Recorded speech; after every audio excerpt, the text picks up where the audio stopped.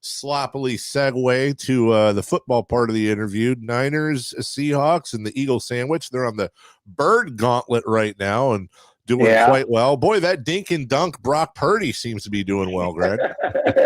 Well, you just heard the call, the 54-yarder against Seattle, when that was not even the original play.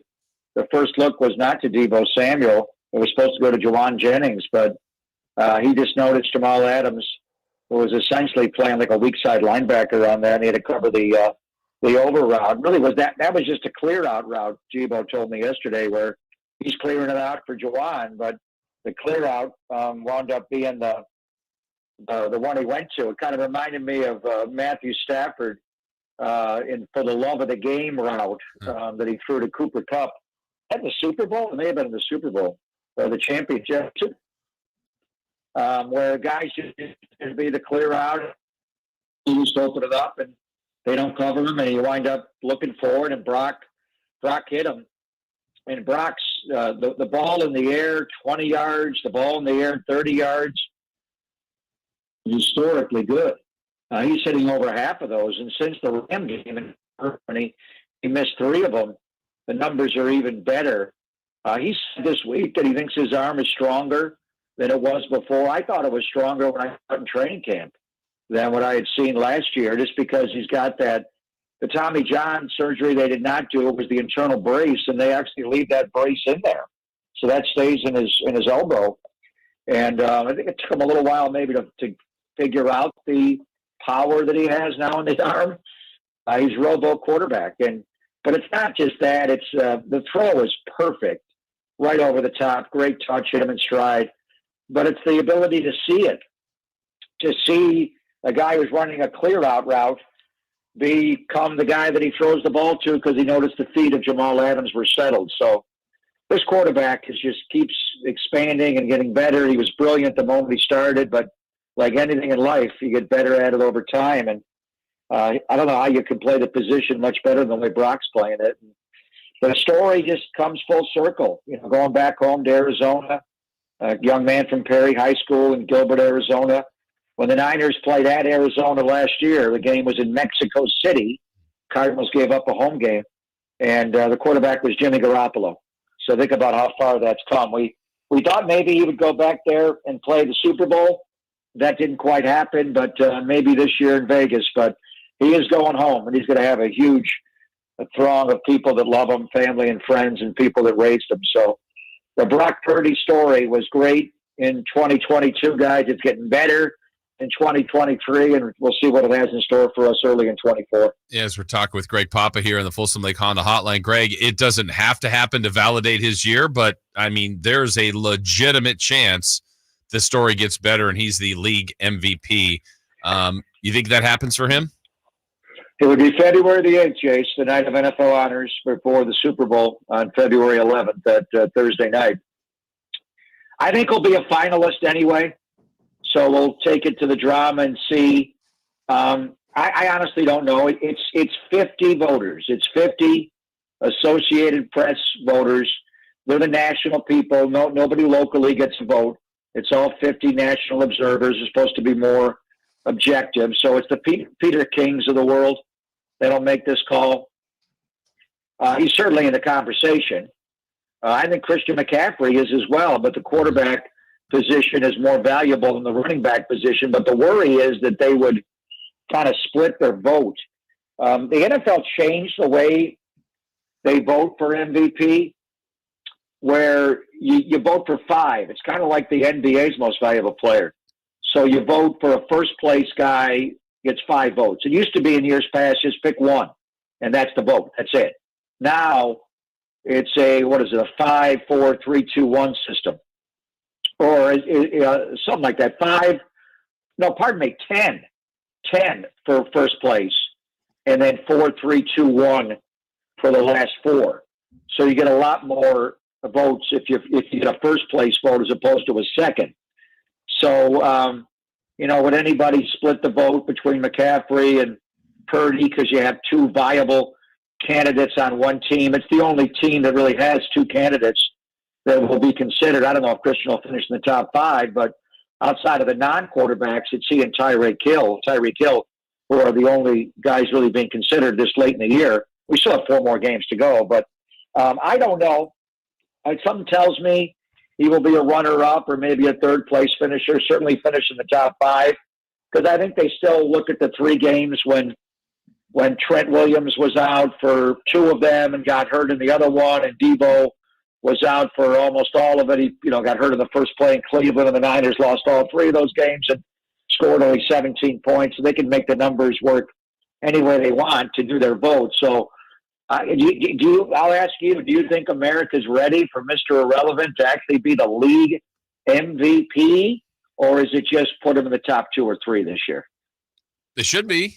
They should be. Yeah. I think it depends on how, to me, it's how Dak has the better finishing schedule, and by that I mean more difficult. But I think if they both have the same record at the end of the year and they both put up similar numbers, I think Dak probably edges him because of that remaining schedule, Greg. But I don't think Dallas is going to do that. I still think they're a little bit of a paper tiger. I think the Eagles were on one leg last week. I think if Purdy's able to run it out, I think it's his to lose.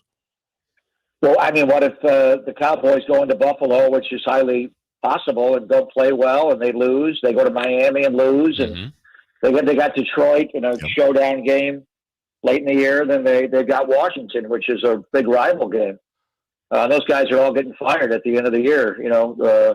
Jack Del Rio's already been fired. Ron Rivera's going to get fired, so they could be a win one going out the door against your great rival Dallas. And Washington did beat Dallas last year at the very last game of the year. Didn't have a lot of meaning for Dallas. Philadelphia already wrapped up the one, but they did beat them with Sam Howell. So, and then how important is the number 1 seed? When you look at it, like the NBA, when I voted for MVP all those years, I'd go to the team with the best record, and I'd pick the best player on the team with the best record by and large. And usually it was kind of easy to do that. If the Niners are the number 1 seed, take the other side of the argument. If they are the number 1 seed and Brock plays pretty much the same way as he's played all year, is it him? Or I mean, would you vote Christian McCaffrey? I have a hard time picking who the Niners MVP is. Keep Dak and Lamar, and it may come down to that Christmas night game between the Niners and Ravens, and Brock, indirectly against Lamar. Whoever wins that game, whoever stats out that night may get it. But, it could be Lamar's the number 1 seed in the AFC and Brock's the number 1 seed in the NFC. So how important is getting that number 1 seed for doling out the MVP? Well, speaking of, we have breaking news while we've been talking. Adam Schefter reporting, no surprise, really, Brandon Staley and GM Tom Telesco fired. And you kind of saw that coming after last night's, whatever you want to call it, against the Raiders. Greg, that's a kid's table, though. Back to the adults table, no offense to them. With the 49ers, I'll ask you this on Brock Purdy. Brock Purdy is the best 49ers quarterback since who? Wow. Mm-hmm. Well, I don't even want to get in trouble. I would say easily since Steve Young, but I could go back to Joe.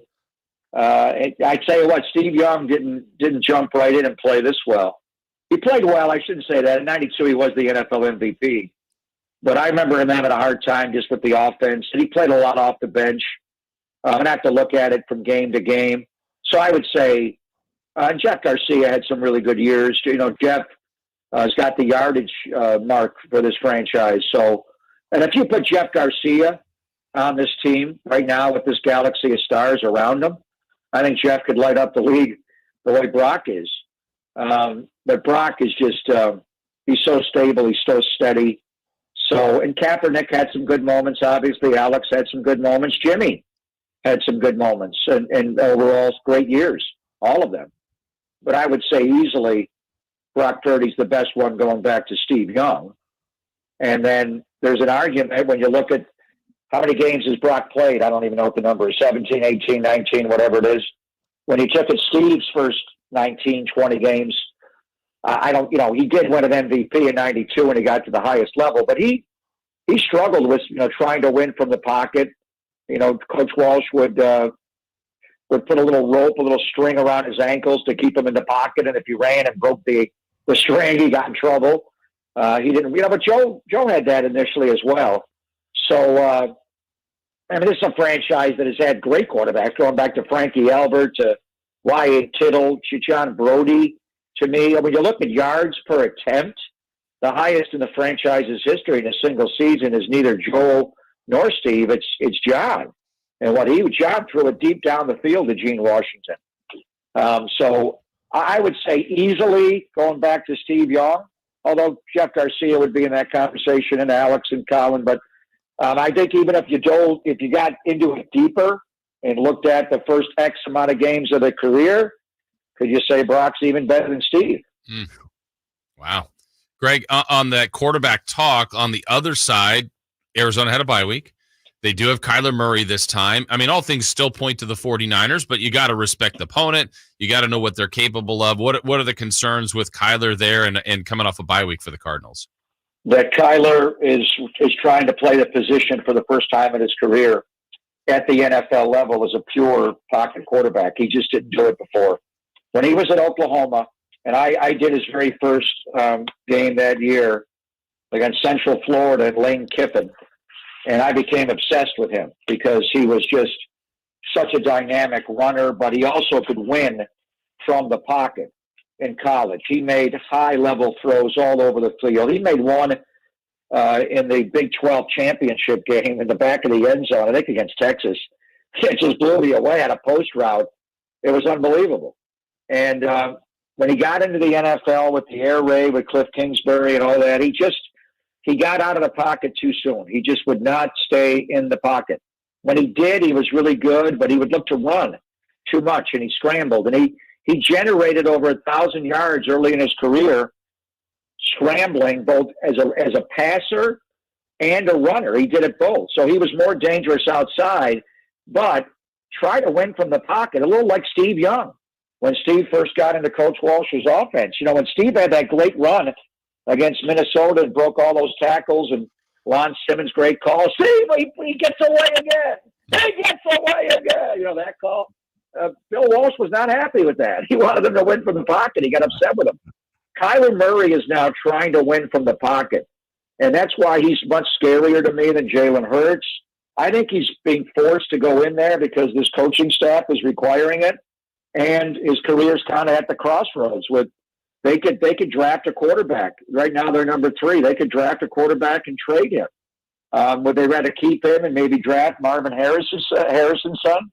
The Ohio State wide receiver is amazing. So the concern is all that, them coming off their bye week, the Niners maybe being without 5 starters on defense in addition to Talanoa Hufanga. You may not have Armstead. You may not have the Gravedigger, Javon Hargrave.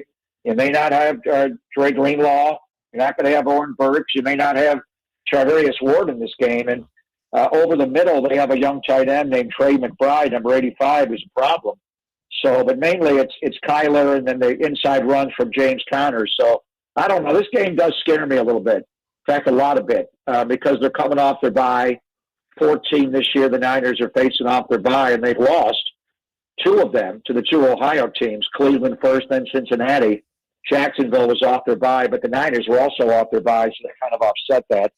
But this game's a little scary because Kyler Murray's trying to win from the pocket, and also coming off the ACL, he's lost a little bit as far as his quickness. I saw T.J. Watt run him down from the backside their last game 2 weeks ago in Pittsburgh. But other than that, I think he's the same Kyler Murray that when he does get out of the pocket, he will get out to his right hand and stay alive as a thrower, as being right-handed. He's dangerous. Well, I don't want to end the interview that way. Now you got me worried, Greg. Jeez. A little bit. Bits. Bobby De Niro said, little bit. All right. Well, go down to the Valley of the Sun and bring us back a W. Let's win out the rest of the season and get ready for this Super Bowl run with the best Niners quarterback. No shade at Jim Drunkenmiller. Since where would you guys go? Would you go back to Joe and say better than Steve? Is that Steve's going to be all mad at me now? He's going to be mad at me. I'm not as smart as you. That is 100% a fact. I'm still like at the Kaepernick Garcia bumper, but I probably should. Really? Okay. I probably shouldn't be. It's one of those the breadth of their, Kaepernick and the Packers and the playoffs and all that. But you're right. I mean, numbers to numbers. Well, just watch. I mean, as far as winning from the pocket and everything we're talking about, Kaepernick was a dynamic runner, but you took away his primary read, and that's why eventually he was out of the league.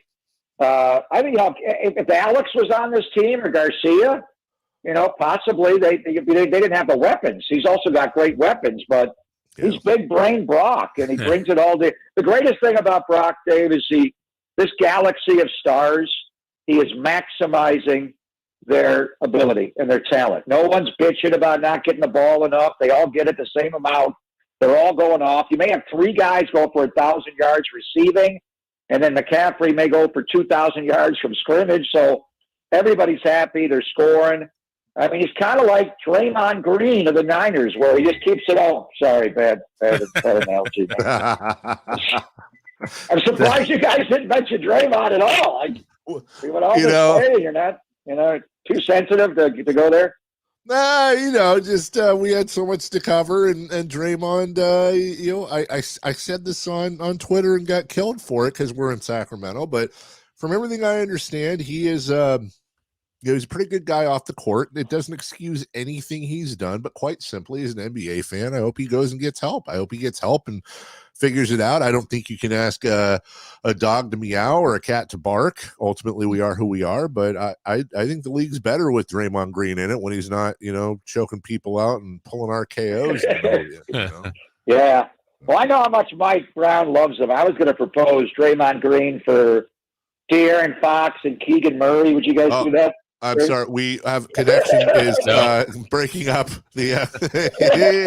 Have a great flight down there. How about just Keegan Murray? Forget swipe up. Would you just do it for Keegan Murray? How about I got a bag of Fritos fun size on top of my fridge. I'll throw in there. We can talk. How about for Trey Lyles? Trey Lyles. We'll talk to you on Friday. Get us that win. Thank you, Greg Papa.